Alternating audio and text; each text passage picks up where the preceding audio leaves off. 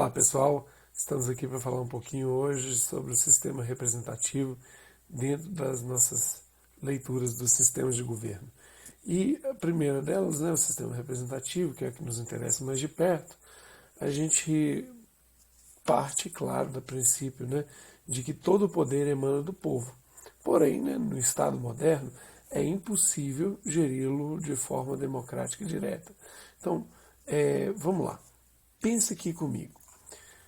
Se todo mundo no Brasil fosse, né, participar de forma direta da vida política do Estado, isso ia ser uma coisa praticamente impossível de ser realizada.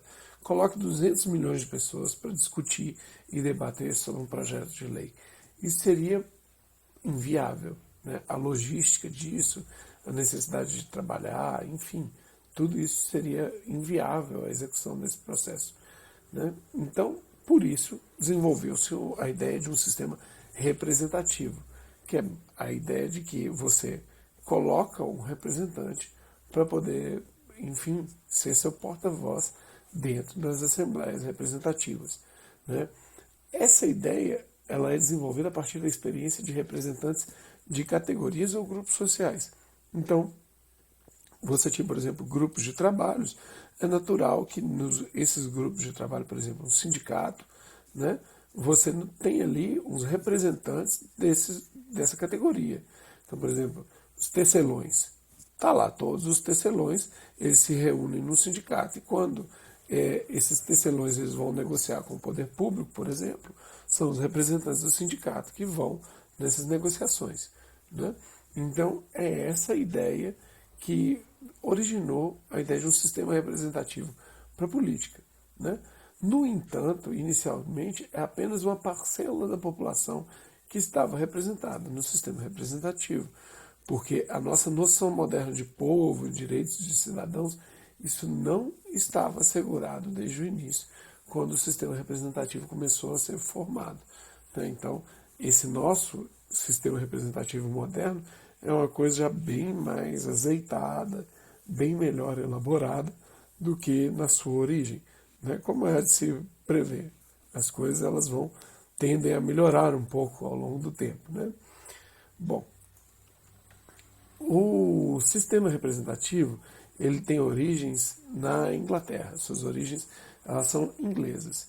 E ela começa, essas origens elas começam lá no século XIII, com a formação da Câmara dos Barões da Inglaterra, ou também chamada de Câmara dos Lordes, que impôs limitações ao poder real quanto à taxação de terras. Isso daqui é porque, anteriormente, no início, o rei ele tinha um poder absoluto sobre suas terras, as terras inglesas. E o baronato começou a ver nisso um problema, porque o rei ele podia criar a seu bel prazer taxas, sobretaxar, mudar impostos, tudo para garantir uma maior arrecadação. É claro que isso desagradou a classe dos lords, a classe dos barões. Então, com isso, eles se mobilizaram e colocaram a Câmara dos Lordes como uma forma de limitar o poder real. Basicamente, a iniciativa era evitar taxações indevidas. Então, esse é o propósito inicial, para que o rei não tivesse a possibilidade de criar um novo imposto, criar um novo tributo sem a aprovação dos lords. Com o passar do tempo, isso foi ganhando outras dimensões. Mas percebam que nesse primeiro momento a representação ainda é estamentária, ela é bem limitada a uma classe e uma classe das elites. O povo ainda não estava representado. Foi só no século XVIII que a gente veio a formação da Câmara dos Comuns. Porque nesse período a gente vai ter o fim do absolutismo com o regicídio, com a transição lá de Jaime II, enfim, e algumas revoltas que vão acontecendo de forma sequenciada na Inglaterra. Então a gente tem um período ali do regicídio, onde não tem mais a figura do monarca, a ascensão do Cromwell com a Guerra Civil, o Parlamento Convenção, que aí é nesse momento em que se reestabelece a monarquia inglesa e aí as coroas são unificadas na dinastia de Orange, né? E em 1688, a Revolução Gloriosa, aí ela vem com a ascensão da dinastia de Orange, uma aproximação da dinastia de Orange com o parlamento, né? E aí a Declaração de Direitos, que tem impactos nos direitos civis, mas também na economia, com limitações do poder real para tributação e para impostos, tá? E também a declaração de tolerância, porque um dos motivos aí da Revolução Gloriosa tem a ver com os conflitos entre católicos e anglicanos na Inglaterra. A Inglaterra ela era um país basicamente anglicano nesse período, no século XVII, mas os reis eram católicos. Então existia uma tensão muito grande.